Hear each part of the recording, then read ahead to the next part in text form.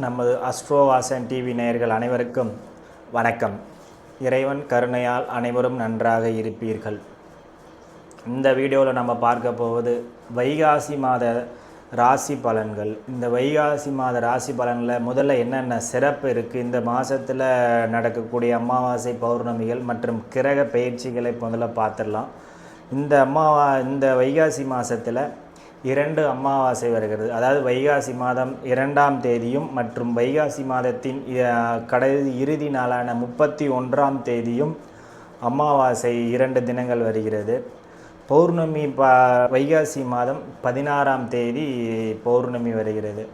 இந்த வைகாசி மாதம் பொதுவாக என்ன ஒரு விசேஷம்னா சிர மாதம், அதாவது நிலையான மாதம். வைகாசி மாதத்தில் சூரியன் ரிஷப ராசியில் சஞ்சரிக்க போகிறார். பொதுவாக இந்த ரிஷப ராசி, அதாவது நில ராசிகளில் சூரியன் சஞ்சரிக்கக்கூடிய இந்த 4 மாதங்கள் தான் விஷ்ணுபதி புண்ணிய காலம் ஆரம்பிக்கக்கூடிய நாள் வைகாசி மாதம் 1ஆம் தேதி.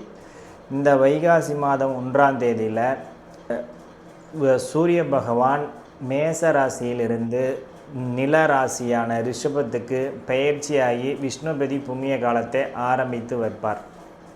இந்த வைகாசி மாதத்தில் இன்னொரு சிறப்பு என்ன வருதுன்னா, வைகாசி மாதம் 18ஆம் தேதி குரு பகவான் இரவு கடகராசிக்கு பயிற்சி ஆகிறார். இந்த வைகாசி மாதம் 18ஆம் தேதி மிதுன ராசியிலிருந்து கடகராசிக்கு பயிற்சியாகி உச்சமாகிறார். இந்த நிகழ்வு 12 வருடங்களுக்கு ஒரு முறை மட்டுமே குரு உச்சமாகக்கூடிய நிகழ்வு. அவர் வருடம் பயிற்சி ஆனாலும் அவர் உச்ச ராசியான கடகத்துக்கு பயிற்சி ஆகிறது இந்த வருடம் வைகாசி மாதம் 18ஆம் தேதி. இந்த மாதத்தோட சிறப்பு இது.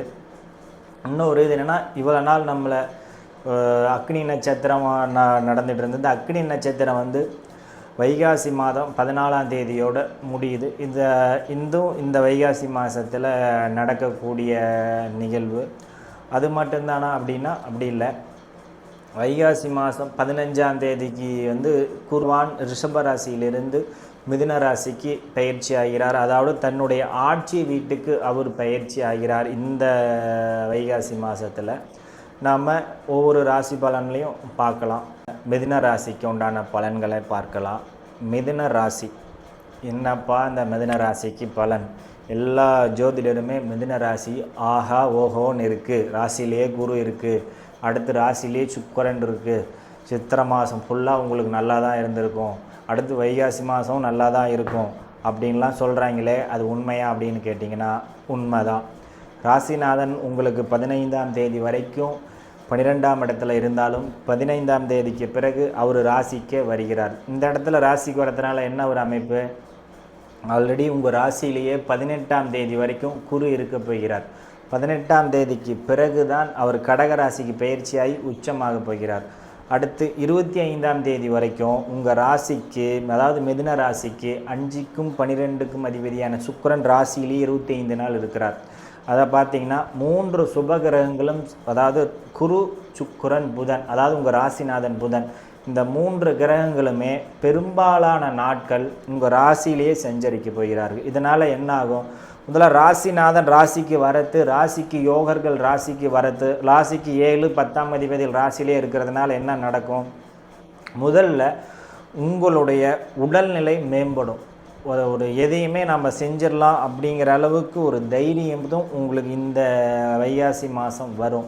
ஒரு சிலருக்கு ராசியிலே குருவும் அந்த சுக்கிரனை இணைஞ்சிருக்கிறதுனால குழந்தைகள் ரீதியாக சில சங்கடங்கள் சந்திச்சிட்டு இருந்த மிதுன ராசிக்காரர்கள் இருக்கிறீங்க.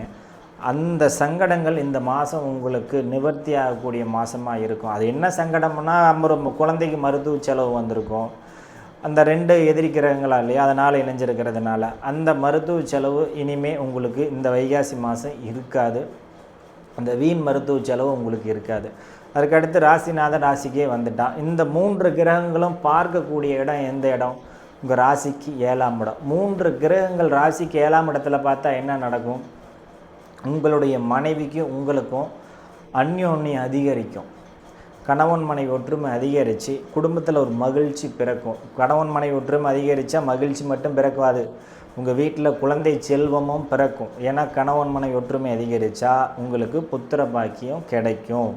அந்த ராசியிலே இருக்கக்கூடிய குருவும் சுக்கிரனும் உங்களுக்கு நீண்ட நாள் புத்திர பாக்கியம் இல்லாத மிதுன ராசிக்காரர்களுக்கு இந்த மாதம் உங்களுக்கு ஒரு நல்ல செய்தி வந்து சேரும். மிதுன ராசிக்காரர்களுக்கு அடுத்து உங்கள் ராசிக்கு 2ஆம் இடத்துல 12ஆம் தேதிக்கு பிறகு குரு பயிற்சி ஆகிறார். இந்த குரு பயிற்சியில் என்ன சிறப்பு? குரு பயிற்சி ஆகிறதே சிறப்பு தான். ஏன்னா 12 ஆண்டுகளுக்கு ஒரு முறை அவர் கடகத்துக்கு பயிற்சியாகி உச்சமாவார். இந்த இடம் உங்கள் ராசிக்கு 2ஆம் இடம். அதாவது உங்கள் ராசிக்கு 7ஆம் அதிபதியான 7க்கும் 10க்கும் அதிபதியான குரு பகவான் உங்கள் ராசிக்கு 2ஆம் இடத்துல உச்சமாகி உங்கள் ராசிக்கு 10ஆம் இடமான தன் வீட்டை தானே பார்க்கறதுனால குரு என்ன பண்ணுவார்?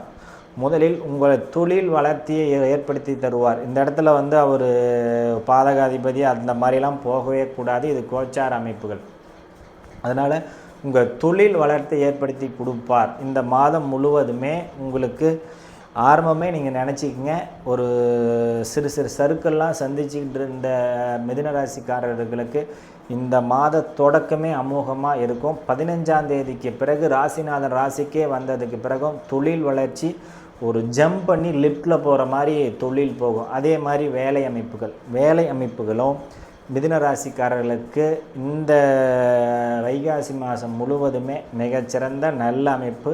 மேலதிகாரி பாராட்டுகள், உங்களுக்கு கீழ் வேலை செய்யக்கூடிய தொழிலாளர்களும் உங்களுக்கு மிகச்சிறந்த ஒத்துழைப்பு கொடுத்து நல்ல அமைப்பில் இருக்கக்கூடிய மாதமாக தான் இந்த மிதுன ராசிக்காரர்களுக்கு வைகாசி மாதம் அமையும். அடுத்து உங்கள் ராசிக்கு 11ஆம் இடத்துல செவ்வாய் ஆட்சி பெற்று இருக்கார். 11ஆம் இடம் என்ன? உங்களை அனைத்து ஆசைகளையுமே நிறைவேற்றி தரக்கூடிய இடம் 11ஆம் இடம். 11ஆம் அதிபதி 11ஆம் இடத்திலே இருக்கிறதுனால நீண்ட நாட்களாக ஒரு நிலம் வாங்க வேண்டி இருக்குது. ஆனால் நான் சிந்திச்சுக்கிட்டு இருக்கேன், அந்த நிலத்துக்கு நான் அட்வான்ஸ் கொடுக்கலாமா போகலாமா அப்படின்னு நினைக்கிறீங்க பார்த்தீங்களா? அந்த அட்வான்ஸ் கொடுக்கலாம் நினைக்கிறதுக்கு ஏற்ற மாதம் இந்த மாதம் உங்களுக்கு. அடுத்து 2ஆம் திருமணத்துக்கு காத்துக்கிட்டு ஆண்கள் பெண்கள் காத்துட்ருப்பாங்க மிதுன ராசிக்காரர்களுக்கு. 11ஆம் அதிபதி 11ஆம் இடத்துலேயே ஆட்சி பெற்று இருக்கிறதுனாலையும் ராசிக்கு 7ஆம் இடத்தை 3 கிரகங்கள் சம்மந்தப்படுறதுனாலையும் இந்த வைகாசி மாதம் 2ஆம் திருமணத்துக்கு முதல் திருமணத்தை காத்துக்கிட்டு இருக்க இளைஞர்கள் மற்றும் இளம் பெண்களுக்கு திருமணம் கைகூடும் மாதமாக மிதுன ராசிக்காரர்களுக்கு அமையும். இந்த மிதுன ராசிக்காரர்களுக்கு சந்திராஷ்டமம் என்னைக்கு? 19, 20 மற்றும் 21 நாட்களில் உங்களுக்கு சந்திராஷ்டமம் வரும். இந்த மாதிரி நாட்களில் சற்று நிதானமும் கவனமும் தேவை. குறிப்பாக போக்குவரத்து அமைப்புகளில் கொஞ்சம் பேச்சு அமைப்புகளில் கொஞ்சம் கவனமும் தேவை 18ஆம் தேதி வரைக்கும். அதற்கு அடுத்து இவங்களுக்கு பரிகாரம் என்ன? மிதுன ராசிக்காரர்களுக்கு ராசியிலேயே குரு மற்றும் சுக்கிரன் புதன். என்ன இவங்களுக்கு பரிகாரம்? குரு லக்னத்திலேயே இருக்கார். அதாவது தட்சிணாமூர்த்தி வழிபாடு பண்ணுறது மிகச்சிறந்தமான அமைப்பு. ராசிநாதன் ராசிக்கு வராரு. புதனுக்கு அதிபதி யார்? மகாவிஷ்ணு. இந்த மாதம் முழுவதும் நீங்கள் தட்சிணாமூர்த்தியை வழிபாடு பண்ணலாம். ராசியிலே இருக்கக்கூடிய சுக்கிரனின் அதிதேவதையான மகாலட்சுமி வழிபாடு பண்ணலாம். புதனின் அதிதேவதையான மகாவிஷ்ணு, தட்சிணாமூர்த்தி மற்றும் மகாலட்சுமி, இந்த 3 தெய்வங்களை உங்களுக்கு டைம் கிடைக்கும் பொழுது நிச்சயம் ஒரு முறை வழிபாடு பண்ணுங்கள். இந்த மாதம் உடல்நிலையில் எல்லா சிறப்பும் எல்லா அமைப்புகளும் உங்கள் உடல்நிலை தொல்லைகள் அனைத்தும் நீங்கி அனைத்து வளங்களும் இந்த மாதம் முழுவதுமே மிதுன ராசிக்காரர்களுக்கு கிடைக்கும்.